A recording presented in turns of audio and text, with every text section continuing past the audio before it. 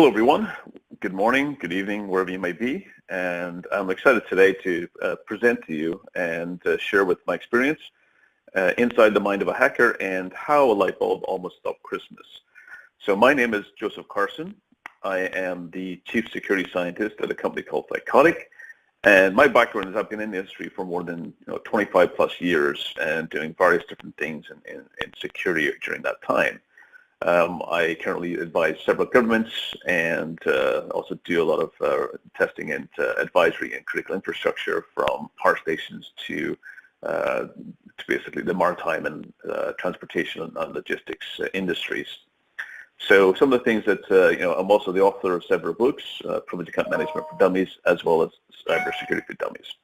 So this particular session here is really focusing around, what organizations really need to be considering when it comes down to introducing IoT devices to your infrastructure and to your networks and to your offices and locations and so forth. And I think it's really important to first start off with some of the differences. We do have, IoT has been something we've been doing in enterprises and organizations for many years. IoT is simply just a broader term for devices that you connect to your network. We've been doing it since, the late 80s and early 90s. We've been connecting computers, networking them together in order to share different resources like printing and file sharing, etc.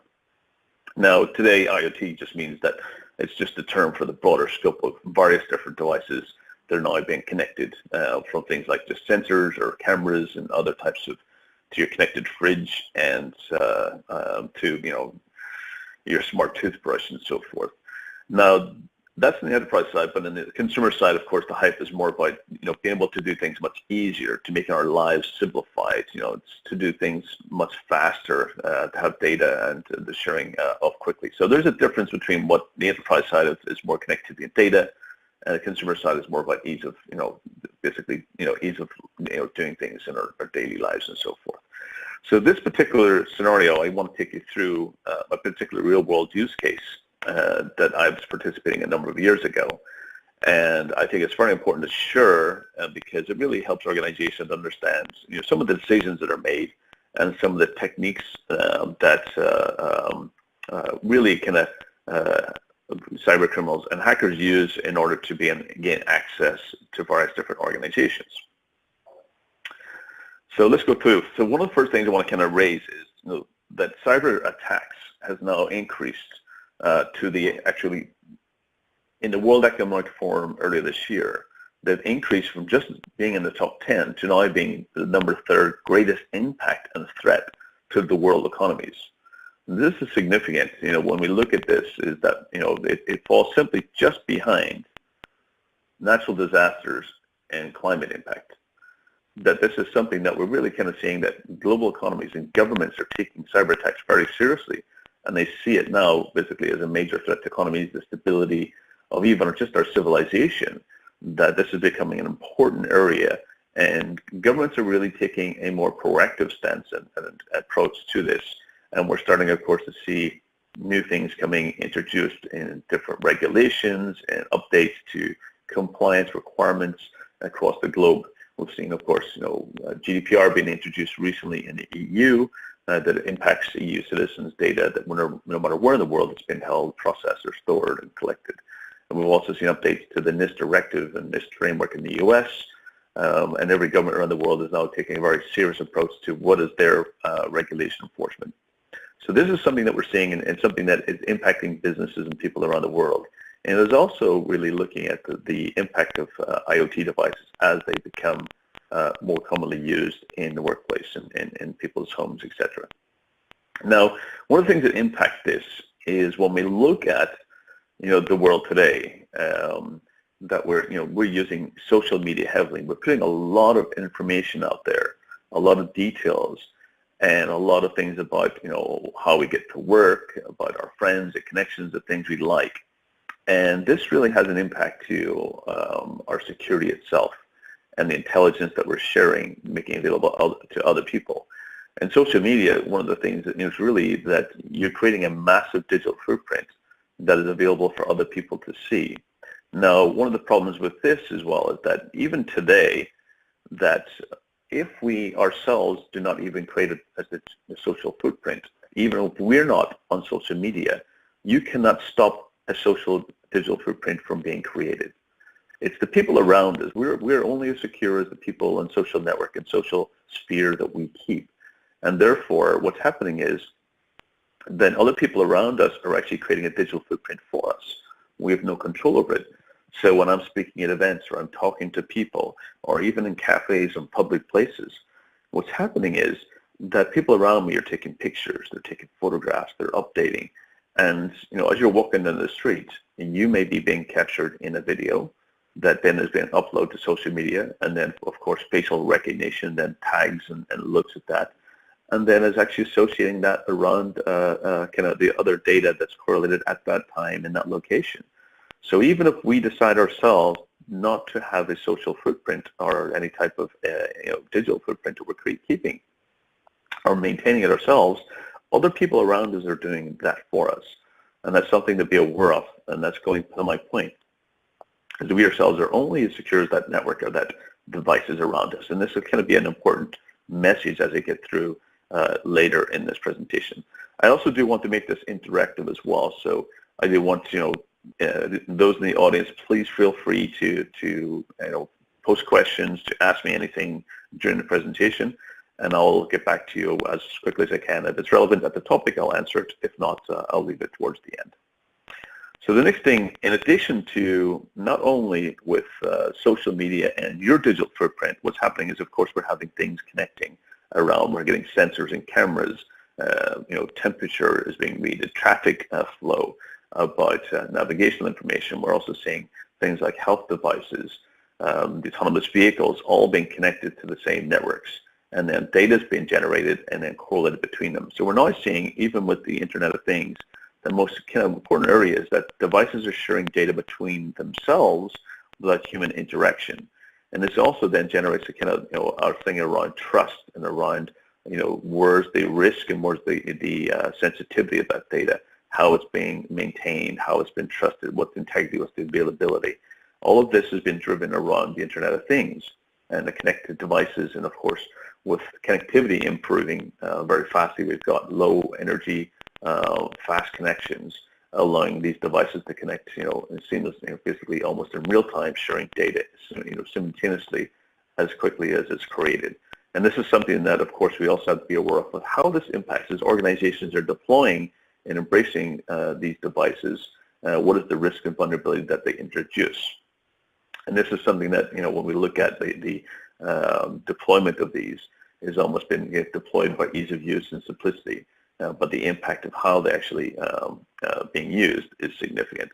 And the one thing, as I do recommend, is that while we sit back and we look at this from it can be scary, but at the same time we have to embrace it. We have to look at this with positivity and how can we use this for good and for advantages of the human race and civilization in general.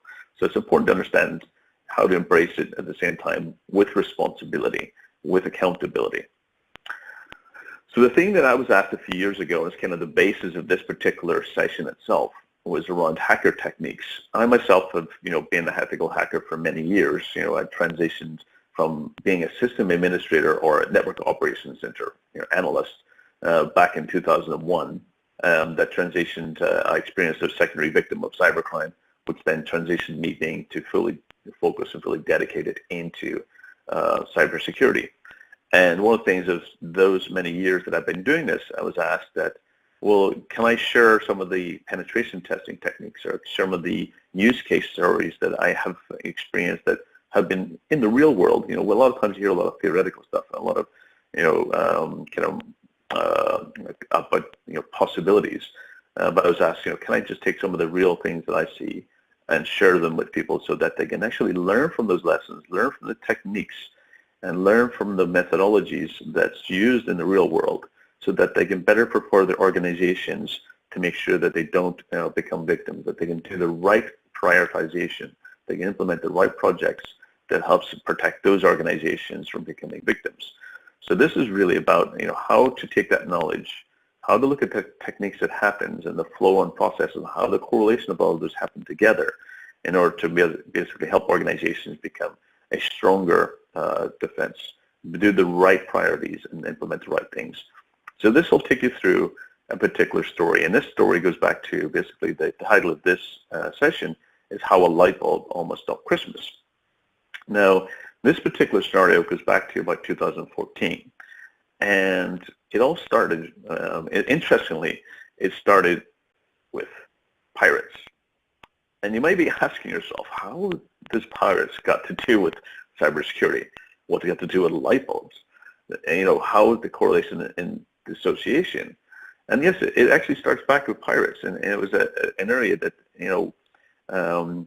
back in 2014, there was a major issue around piracy. Now, of course, you may be thinking, well, you've got this image in your head. You've recently went to the cinema, you watched a movie about pirates, so you're trying to think about maybe Pirates of the Caribbean or other pirate movies that you've recently seen. But this does actually relate to these types of pirates. It doesn't go to this area of focus. It actually goes more into these types of pirates, the pirates that you would typically see off the coast of Somalia. That, it wasn't its high peak around the 2005 to 2010. And what was happening was then there's a major increase and a major challenge between piracy and major vessels that were going through the Gulf of Aden that were actually being attacked and ransomwares. And we're seeing major news incidents and major scenarios related to these particular issues. So when we actually go and we look at these types of cases, we look at kind of a basis of what this looks like. Basically, around the Suez Canal, a lot of the shipping, rather than going down around Africa, they would typically flow through the Suez Canal. But that takes them to a very high-risk area where basically piracy was at its peak. And of course, there was a lot of projects and a lot of things that was put in place to try and mitigate and try and reduce the impact.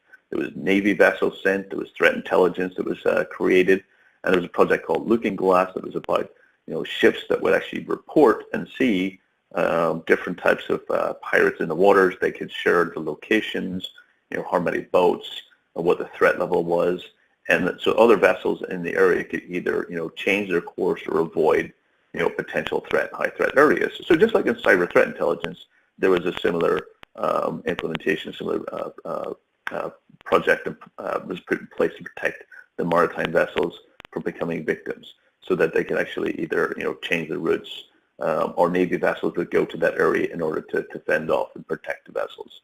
So this is something, and of course at the time we saw a lot of physical security increases in vessels where they had armed guards. They started deploying things like drones that could actually fend off approaching vessels to try and reduce defensive capabilities. So they were looking at ways in order to protect.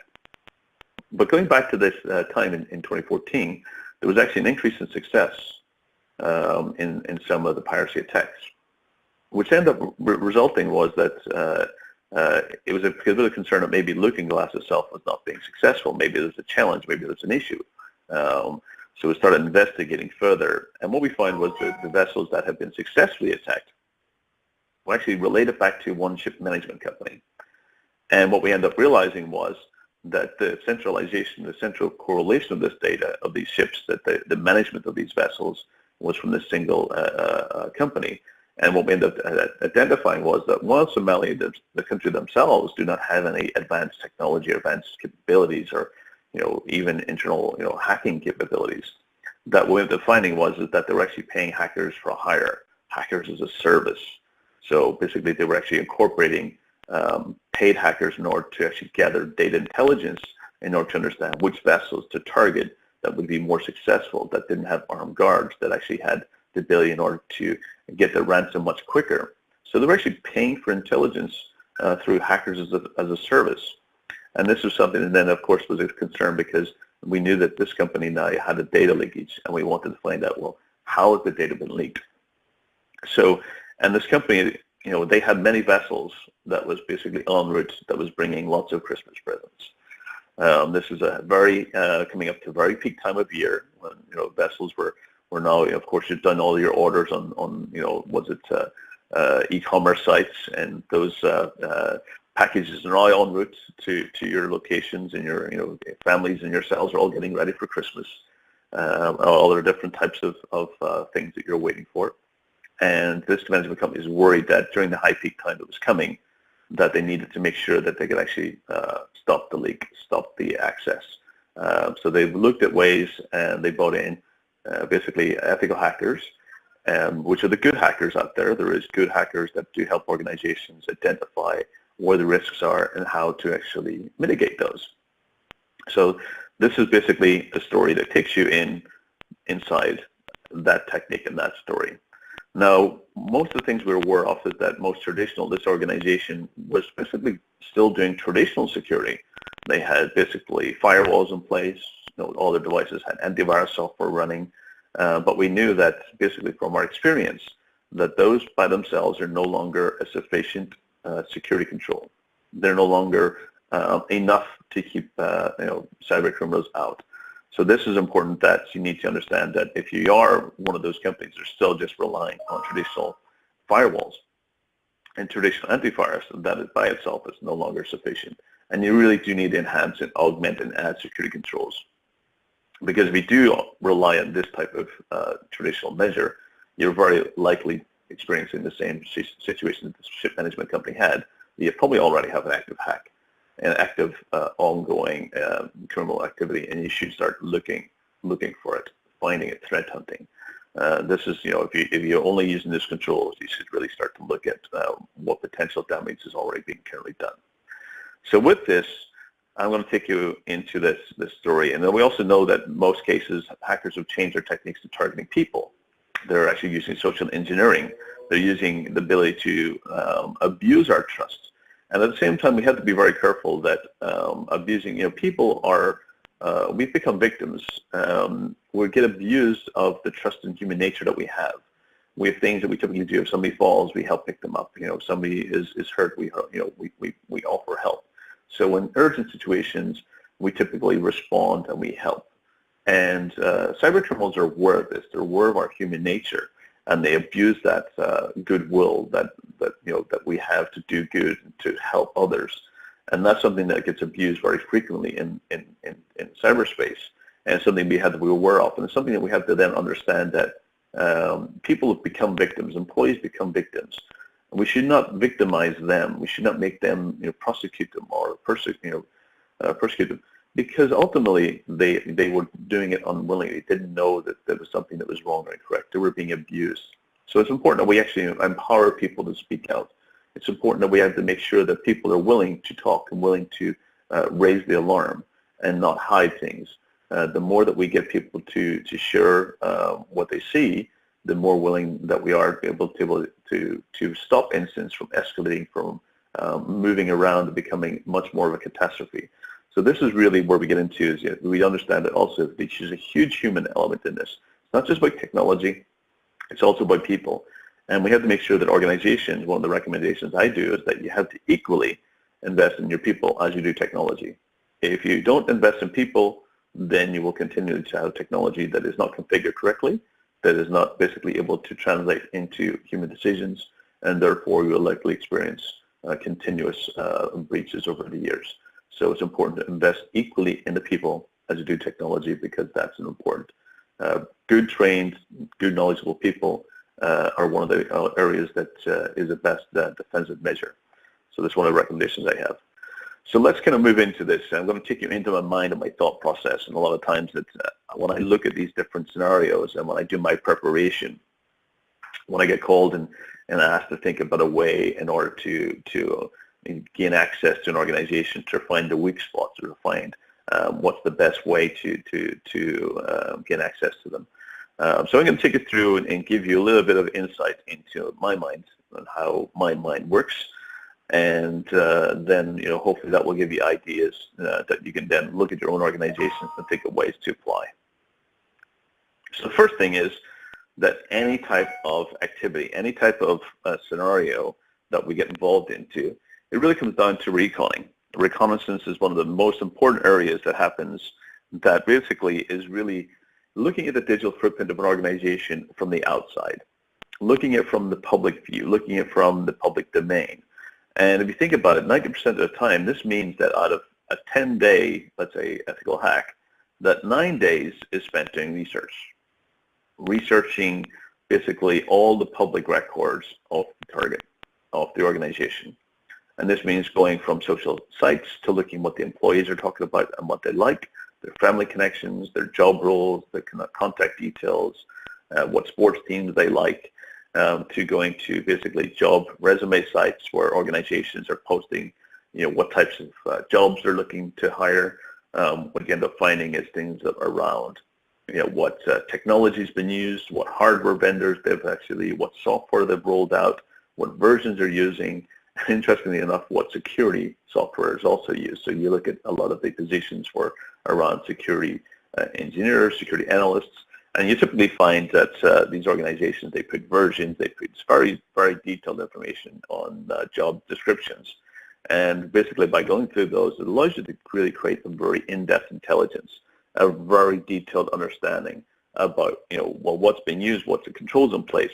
So that allows the next step, which is typically, then putting your foot in the door in order to become much more easier, much quicker, and also prepare you for what types of tools they're using internally to manage the systems as well. So this is a lot of great areas of preparation. And this really allows, that reconnaissance time, the research. This is something that, cybercriminals have so much time to do. They focus in this area. It's all about data intelligence, about collecting, about understanding the organizational chart, understanding the weakness areas, understanding all the contact details, to the families that are actually connected to those people, to what's the best message to be able to actually get them to do what you want them to do. How do you get them to become, be able to get you in those organizations through the door? So recon is a specific area that is the most, and it's most important for organizations to also do this as well. You need to know what your organization looks from the outside. What most people do is they're sitting from the inside and they're looking out. It's almost like you're in a house and you see as far as your front door. But what you're not doing is really looking outside. You're not looking down the street, and you're also not walking outside and looking at your actually house from the outside. Maybe when you do that, you might see that there's a window open, or you might see that there's actually a vulnerability. It's good practice to get into actually looking at from the view of a hacker or cyber criminal, in order to get a better visibility of kind of where the weaknesses are, where the things that you can make changes to improve. Now, after the reconnaissance, typically then is moved into, well, let's go into gaining access. Let's get one foot in the door. And you typically already have a mass collection of, identities or who you're going to target. You've already got a mass collection of potential credentials that might work that's already been leaked in, many areas like in the dark nets. You've already got, a number of compromised accounts that could potentially work. So the next areas to validate those credentials are to gain access. And a lot of this step two, is really around phishing scams. So this is typically what we would have done in most of the scenarios, is that now we've done the intelligence, now we've looked at ways that we can start, trying to poke our way through the door. And of course, the fastest way to do that is through social engineering. That's the fastest. It's not the only method you do, but it's the fastest and the most effective.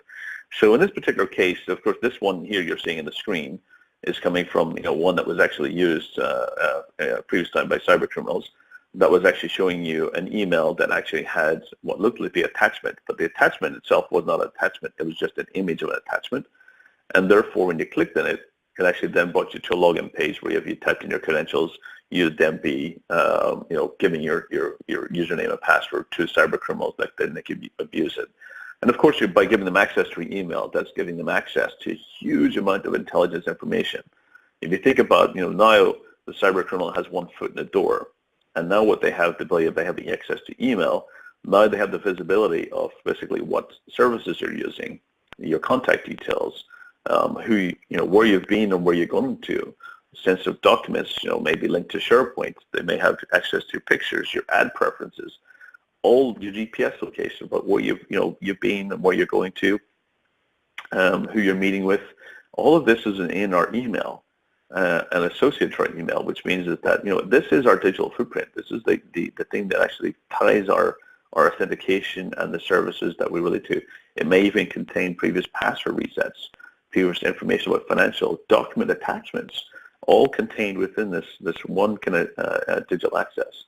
And once an email access has been compromised, it can be a vast amount of information simply to a cyber criminal, who can then use that intelligence to then identify much easier ways in order to move further. It means they've only got one foot in the door. but it means that they're now looking at ways how they get further, how they get to the target, to the goal. So with this is what we typically would have done. However, one example, actually, what we've done in previous time is that I was given a bet about a year ago. So just to give you one example of one that we've used in the past. And this particular one example that we used was that I was given a particular bet that could I do a phishing scam that was 100% successful. And I thought, I can do that. I can do a phishing campaign that's 100% successful. So of course we get into that scenario. We did the reconning. We started doing the intelligence gathering. We started looking at ways how we can get access. And we got 100 people that we could target, and they were all from different parts of the organization. They were from IT, security. There was HR. There was finance. So we given different areas of the business that we could actually look to be successful at. So we did 5 days of research. We had a 7-day campaign, and we had to get by the 7th day we had to have 100% success.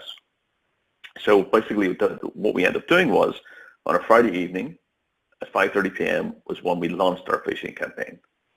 We had basically done 5 days of research. We got intelligence data. We pulled everything from public domains. We looked at people's addresses. We looked at all the details. And at 5:30 p.m. on a Friday afternoon, what we ended up we launched a speeding ticket campaign. We actually initiated speeding tickets to 100 people. And the interesting thing was of course, what we ended up doing is the important things when you look at different types of campaigns or phishing campaigns and attacks. There's 3 elements that I typically look into that actually helps me drive success, helps me know that I'm going to get people to click on something that that will eventually potentially take over their system. And those 3 things are really around time, fear, and impact. Time being something that they need to do immediately. There's an urgency. Fear, meaning that they're actually breaking potentially illegal. Impact, which translates to most people, is either money or health. So these are the things you typically will play around with and look at ways to how to get people to do what you want them to do very quickly in order to compromise devices in a timely area. And doing these speeding tickets, there was time, of course, was significant because 5:30 p.m. on a Friday afternoon, transportation agency and all of the ways to actually validate the ticket was closed. If you called, it was a Monday to Friday, 9 to 5, call back Monday. No way to validate it. Then there was also a time element that if you didn't actually click an attachment and pay the fine within 24 hours, the fine doubled. 2 days later, it tripled. So there's also that urgency that you need to do it immediately. Then there was a fear. Of course, this is people don't want to break the law. They don't want to do things incorrectly. They want to make sure that they stay within. So they don't want to wait till Monday, potentially getting into a much more serious area. And of course, then there's the financial impact that having to pay more. So this is something that most people are very vulnerable to. They become easily victims of. So in this particular case, it's important to understand how this impacts. Now, this particular one is that by Sunday evening, we had 99 people that had clicked on the attachment. And of course, we also looked at people who was kind of thinking about it, or they waited for a while. They looked at different areas. We were kind of looking at the scroll downs and when they clicked and so forth. So we're looking at different kind of metrics in order to understand about what was influencing those that were questioning the validity of this particular campaign. And of course, then we'd already started celebrating on the Sunday evening. But yes, we're going to do it. It's guaranteed that this last person is going to fall victim and have 100% by Monday morning. And Monday morning came and we still only had 99. So of course we went in to present the results. We were not happy because of course we didn't achieve our goal of 100% success in a phishing campaign. However, we wanted to know who's this one person that didn't fall victim. Why did they be able to detect that this was a scam? And when we sat down and we actually were questioning, well, we finally got to interview the person. We said, well, why did you not get, why did you not click on it? And the moral of this kind of research and this result was that the particular employee that didn't click on it, that was not successful, that when they went home on Friday afternoon, they turned off their phone, didn't check their company email until Monday morning. So sometimes you have to think about when cybercriminals are targeting employees, they're looking at when they're most vulnerable. Latest time in the afternoon when you're trying to get out of work, first thing in the morning when you're checking emails. So it's really important to understand this is actually how, there's a time sensitivity, there's a piece of it. And this is something that we all have to look at, and the result from this particular one was interesting because after doing this case and then sharing it with others, that a particular organization that was later during the NotPetya, later in the summer, what happened was they had realized that actually because email is the #1 delivery payload mechanism, that during the NotPetya, what they end up doing is after hearing that this individual didn't become impacted because he didn't have access to email, this particular organization did the same. During NotPetya, they shut off email access and only made it available to non-essential staff, or to essential staff or critical staff through the business, ultimately reducing the impact of the ransomware itself significantly. They almost had very little impact of it because they were able to shut off the payload access. So something you have to be aware of is that if you do have the ability to control email quickly and access the email quickly, then you can, limit any damage of any types of ransomware in the future. So this particular case, this is what we would have done. In most cases, we would have come up with a very creative, very targeted phishing campaign for this particular ship management company. However, this time was very different. This was something that was unique. The team had been playing around with SDR, software-defined radios. We're looking at things like GPS hacking, techniques. They were looking at AIS systems and ways in order to looking at radio frequencies in general. And they've kind of got themselves a lot of toys that were actually around, just kind of learning and using those techniques. So this point in time was where I had done my passive assessment and passed it to the team, who then goes on site to do the rest. And when the team was on site, they ended up walking around the facility with these SDRs, and they decided to pick up all the radio signals and information where possible. And radio signals is basically your Bluetooth, it's your Wi-Fi, it's your GPS information. So it soaks up all the MAC addresses and all the information about where those devices are located. And of course, we had a digital, basically print out of the office location itself. And we were able to then map that into a heat map of where devices were within the location, where people were sitting, what devices they had, what types of devices they were using, how many devices there were, how many devices it was per person. Because we didn't know how many people. We can of course get a radio signal that actually detects people, but we could determine, if there was a desktop, if there was a laptop, if there was a mobile, if there was a tablet. And then we kind of gather that those would be associated to individual people or so forth. So we get roughly the number of people, as well as the ratio of devices per people.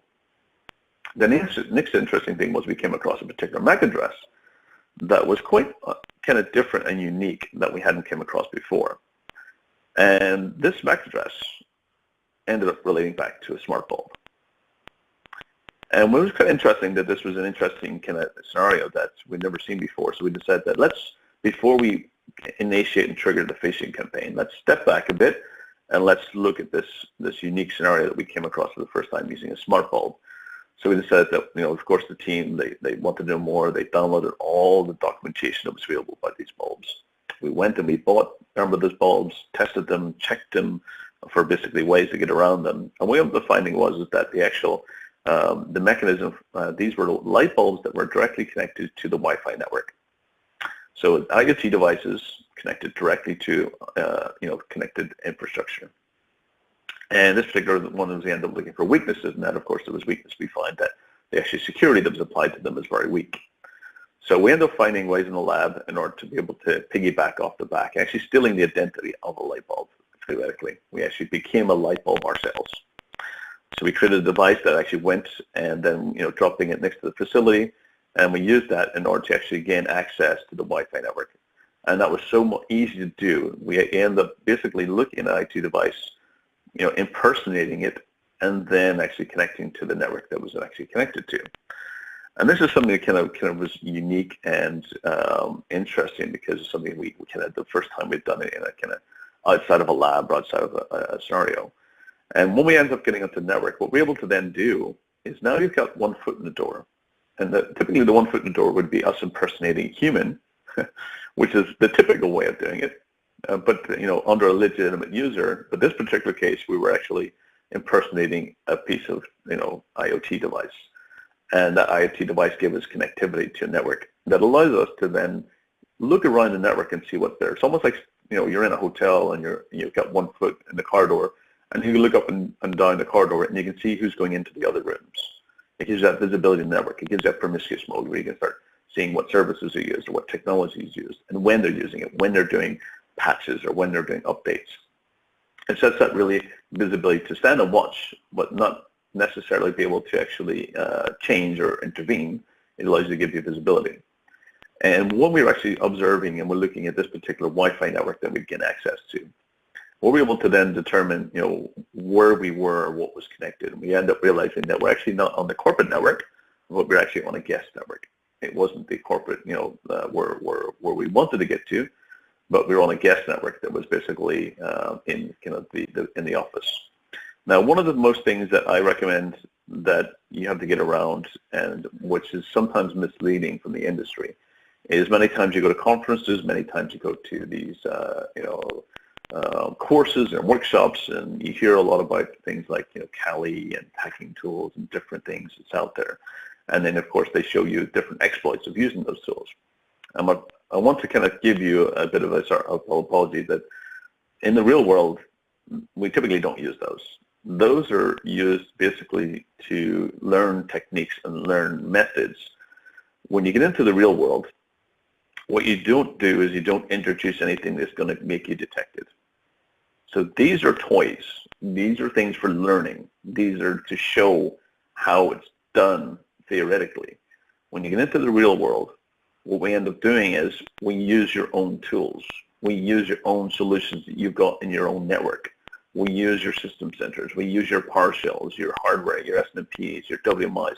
It's better to actually merge and embed yourself in existing communications and data and protocols and packets than it is to introduce anything new. So this is one of the things, there's always a misunderstanding is that, when hackers come or cyber criminals, they end up preferring to use what you already have existing because it's much more easier to hide and stay hidden for longer periods of time. And this is something that you have to get understanding that, yes, while these are great and that they're good for actually learning, but it's important that they're not typically used that much when it comes down to really ethical hacking or the techniques of what cyber criminals do. They will typically look to get access basically through your existing management, either looking at when you're doing patching, looking at how you're doing software updates. How can I use your software update in order to deploy my own software?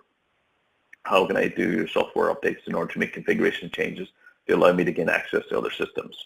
So this is typically what's used, is using your own existing tools, and mostly what they do is they look for your own security solutions that you've got deployed, because it's better to go to where the data is all being held centrally. If I can get to your vulnerability scanner and look at what your previous vulnerability scans are, or your reports, then I can see what your existing exploits are, rather than me having to go and do it myself. This is a great technique to be able to then, be able to quickly move around very fast. So in this particular case, we end up realizing that yes, we're connected to a Wi-Fi network. It's a guest one. We were able to access basically a conferencing room PC that had lots of presentations and lots of data that had been never erased for long periods of time. So one of the things we found is that yes, this organization did have devices that were left unpatched. They did have lots of data that was not being cleaned up and erased and maintained on those systems that allowed us to then look at different areas of how to exploit. In this particular conferencing PC, what we were able to do was start looking at ways to break out, and we were able to log in as a standard guest user, and then we were able to find ways in order to elevate. And this really moves the next area, is elevating privileges is one of the most important areas, and this is the difference that I say is always between having 1 foot in the door and having both feet in the door. 1 foot in the door is before elevated privileges. 2 feet in the door allows me to walk around to gain access to other rooms and other systems in the environment. And elevating these privileges really is kind of the next step. Is I'm on the network. I'm disguised as well. I'm pretending to be a light bulb, and now I'm moving around and trying to get access to other devices that allows me to move further. And getting access to this conferencing room PC, we're able to then be able to elevate ourselves to local administrator rights by breaking out of a misconfigured service. And this allowed us to then elevate and be able to then start installing backdoors and be able to return later and creating new accounts, and then be able to install things that allowed us to actually then do work on-site in the location, whether it being tracking passwords or whether it being doing additional scans and so forth. So elevating privileges in most cases, if you don't have any controls or any management over local accounts, it becomes very easy to break out and to elevate and to create. This is something that's, there's a lot of ways to do that. In this particular case, we now had access to a PC after going through the network through a light bulb. The next area is around maintaining access. We want to then spread ourselves around. Now, one of the things was that while we were sitting in that conferencing room PC, what happened was, of course, meetings happened in the conferencing room. And interesting, the executives came across, they sat down, they had their meetings in this room.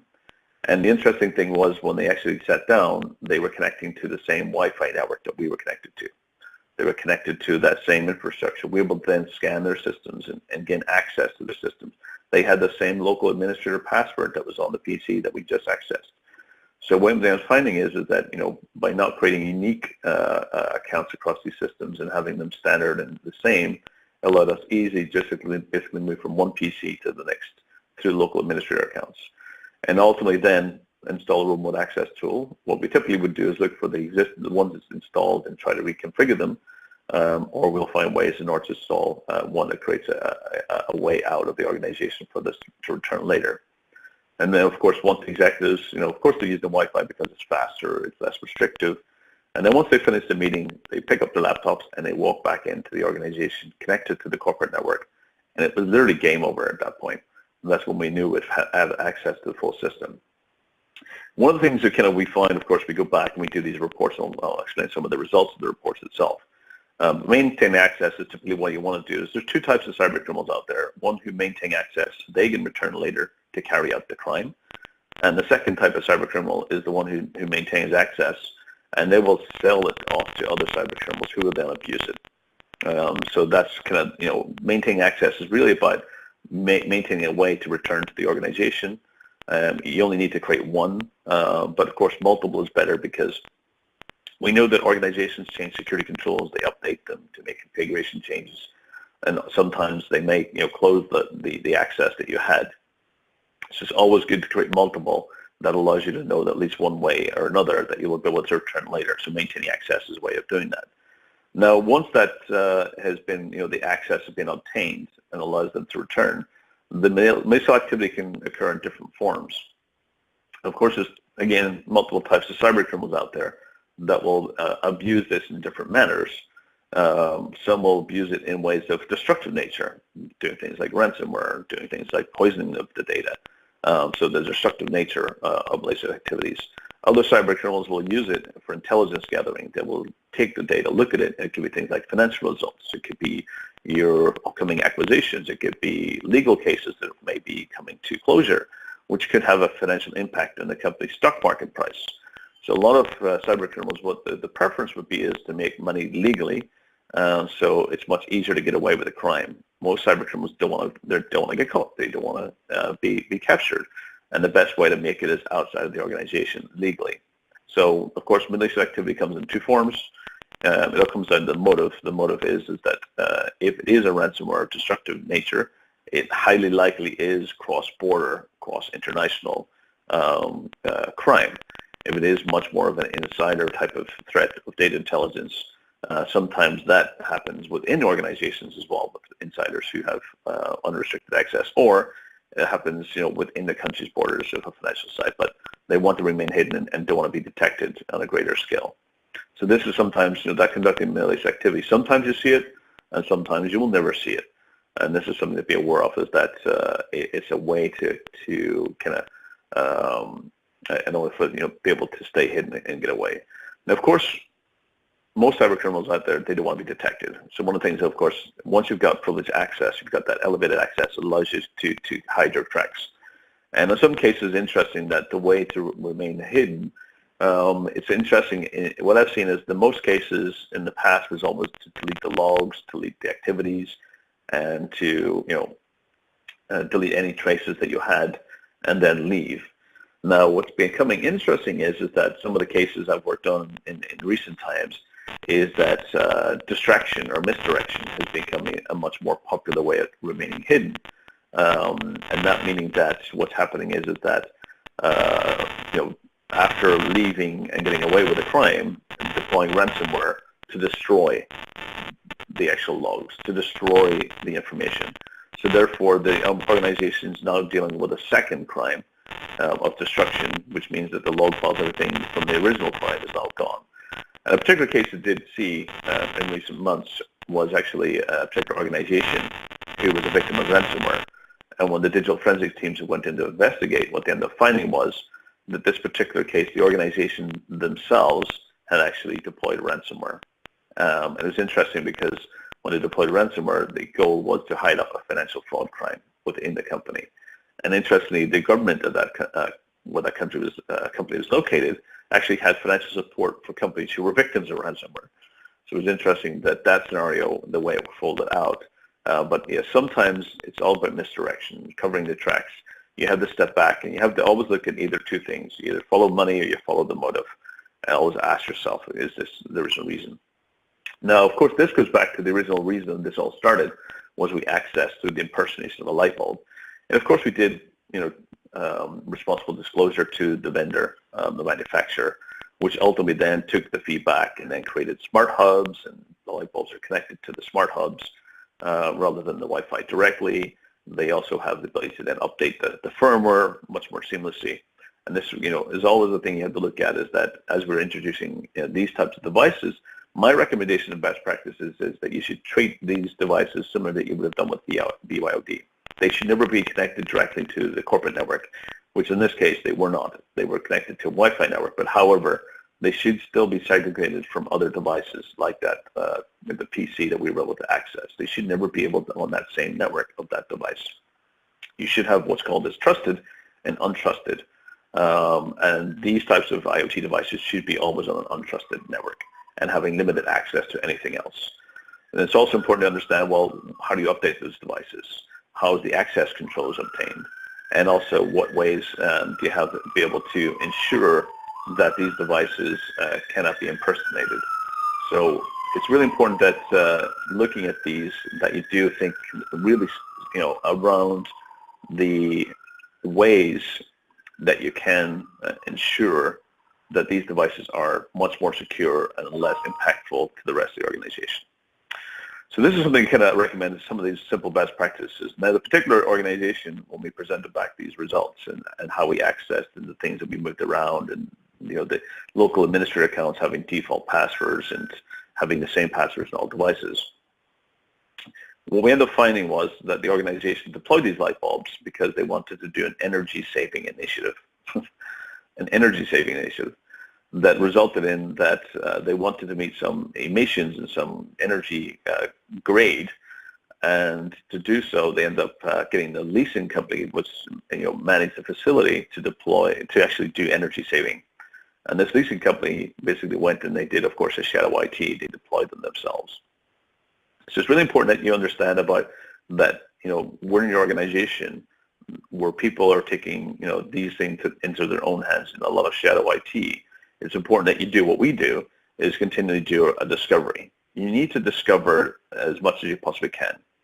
You need to go out and find out basically what's happening, what things are out there in the organization, because you can't secure what you don't know exists.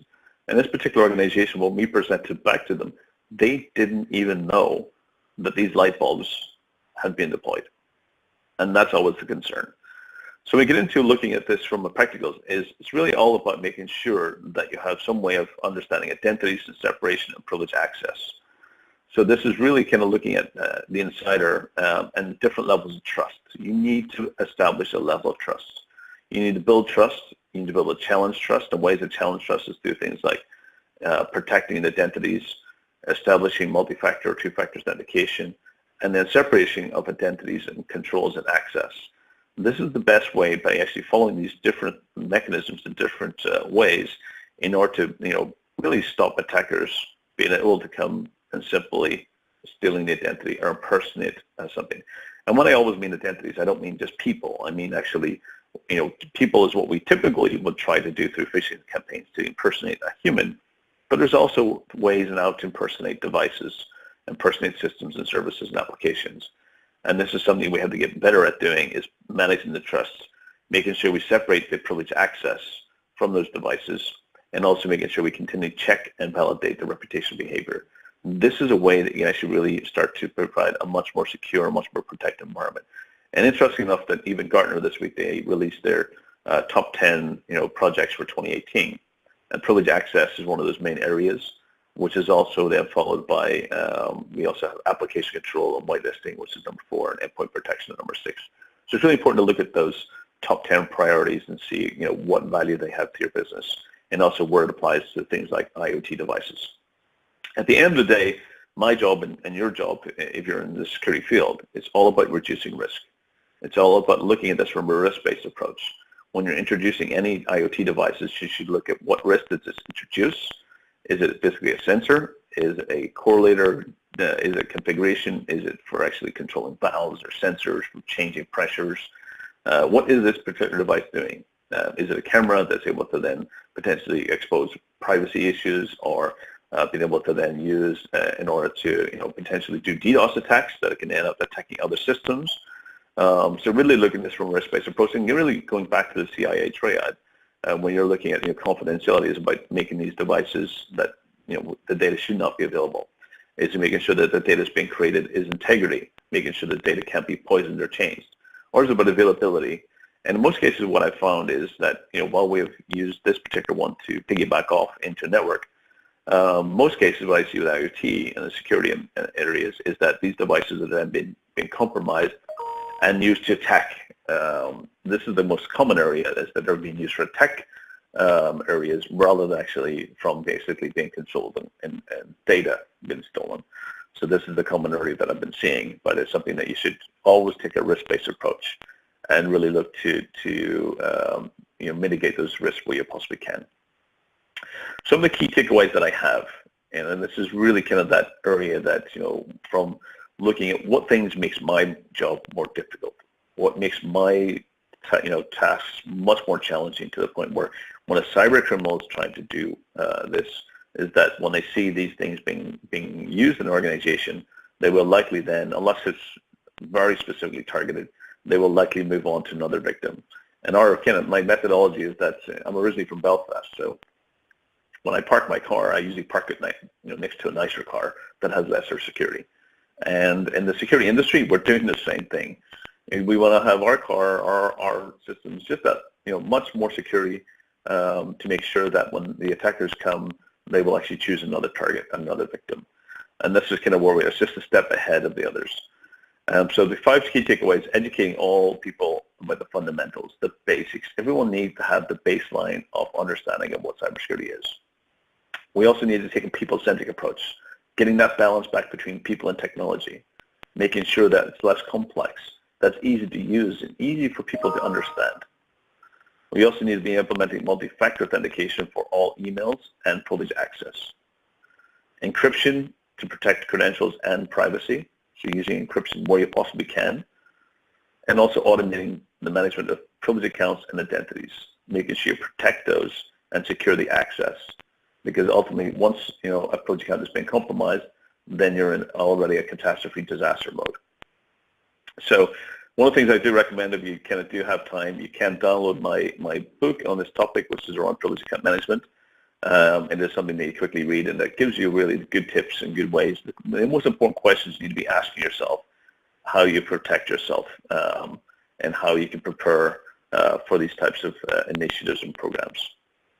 And finally, one of the things that I was asked a while ago, that if I had one message to tell you that you should communicate to your employees, if there's one message that would make the biggest difference, that would make you much more secure, much more effective, is to get your employees to empower them, to look at the human side of things, and to get your employees to not be afraid to ask for advice. If you've got employees that are afraid to actually report that they've become victims or they've done something that they shouldn't have done, then it's likely that this will become a catastrophe. If you have employees that are actually willing to actually speak up and say that I've done something that I'm not sure if I should have done, or that they see something that they're not sure is right or not, if they're confident enough to ask their peers or report them, then what you can do is prevent attacks much earlier, or actually isolate them and contain them much earlier. As I mentioned, phishing scams will be successful. The question is that how they actually escalate out of control. If you can make sure the employees are able to contain them much earlier and report them when they have questions, then you can become a much more secure organization. So at the end, my kind of final mention is a secure internet starts with you. The more people we make around us secure, the more we become secure ourselves. And for all organizations, that means not only getting your employees, but it's also your employees then becoming mentors and advocates for their families and beyond and beyond. The more we get the message out, the more we educate, the more we get people the right skills to make a difference, the more we actually get a more safer internet to use for the future and for the future generations. So at that point in time, I'm going to open up for any questions that anyone has. You can use the questions chat box. We'll stay here on for a few minutes and try to answer them where possible. If not, I hope this has been very valuable and you got some interesting lessons and how IoT can be used and abused, and also some of the reasons why IoT is being deployed, and also some of the techniques that cybercriminals and hackers use who do it for good to help organizations find those weaknesses in order to show how they can become more safe and secure in the future. So I hope it's been very valuable, and I hope that this will be something you will take back to organizations and make them safer in the future. So thank you very much for the time. Please provide the feedback. Please do rate these, because it does help make sure that in the future you do get talks that are more relevant and also more applicable to you. And I look forward to doing more of these in the future. And as I get more interesting use cases and feedback from the field, I'll be happy to share them in the future as well. There is a question that's coming in here that I will, please do ask questions. We do have some minutes to go before the time gets. One of the questions is, what's the best way to get buy-in from leadership for new security initiatives? The best way to get buy-in from your leadership is that when you're getting into security initiatives, it's all about value. If you can show, one of the problems we always have is that security historically has always been a cost. It's always been basically something that you need to do either to meet compliance or something you need to do just to do something that is showing that you're actually doing adequate or basic security. To get buy-in from leadership, you have to show that this has actually a direct value to the business. And this is something that we have to look at. One of the reasons why we see privileged access being one of the #1 priorities for 2018 is that it's more than just security. It actually saves organizations money. And if you have initiatives that actually help saving money, then this is something that leaderships will actually advocate and actually endorse and become part of. So it's all about basically looking at ways. Two ways is how this can save money and have direct impact in the business. And the second one is also a security that has a positive impact in the organization. Security that actually allows the organization to actually make the employees safer, make them more happier, empower them. So this is a way to kind of be able to do it. But at the same time, you always have to make sure that the way you communicate it to get buy-in is it has to be some type of business-related initiative, and that's the best way in order to get leadership buy-in. It's very difficult to go with a risk-based approach because ultimately it's just like, money that doesn't ultimately end up helping the profitability. It becomes a cost, and that's always a challenge. So the way you present it and the way you communicate it is always about the value. You always have to focus on the ROI, value, and positive impact, and that's how you get leadership buy-in.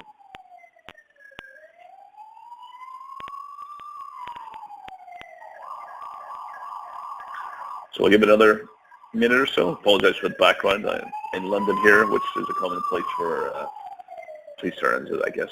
So I'll give another minute for see if there are any more questions, and then we'll finish up.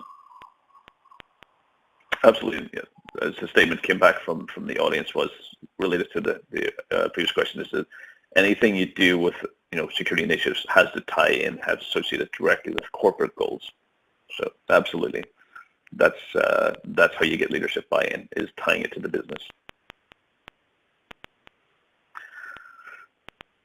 So at that point in time, I think we're at the end of the hour, and many thanks for everyone who's attended the session. I hope it's been very valuable, and I hope you have a great and remaining week. And I look forward to talking to you in future webinars and conferences and wherever our paths may lead us around the world. Stay safe, and hopefully you have a great remaining week. Thank you. Bye-bye.